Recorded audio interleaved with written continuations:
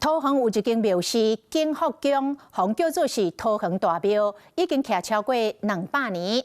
庙寺两边的出入口涂骹有红色的地砖，讲有真侪信徒行这个红地砖过大路，竟然互开罚单，大家是莫名其妙向议员来申请。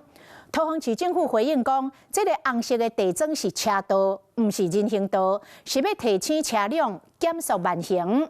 行人违反规定闯入这个车道，所以开罚单。天气冷气气，真侪民众早起也是到桃园的景福宫来参拜。这间宫庙有超过200年的历史，如今两边出入口的涂骹拢有红色油漆，不少人拢会对遮行过。出入宫庙唔拿架护油香，一摆细里路，有人对遮行过都互开单。写明违规地点就伫咧桃园区中正路，违规事实是过路人无依照规定过车路。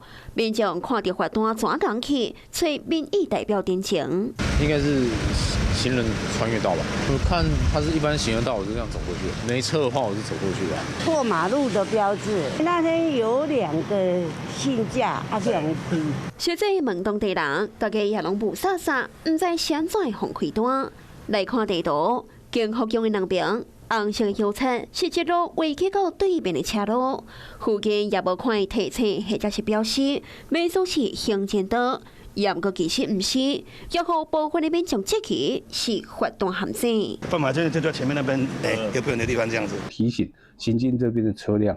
经过这个地方的时候，能够发现那个颜色的改变，而特别注意这个区域有行人可能会通过。景福宫附近的涂骹因为交通工程为红色的油漆，是提醒车辆驶较慢的，唔是要互民众来行。针对争议也有民众的点情，市府也表示将会继续观察，看状况调整改善。Hello， 我是张新文。想要抢先掌握最及时的新闻资讯吗？赶快订阅、按赞、开启小铃铛，锁定华视新闻 YouTube 频道。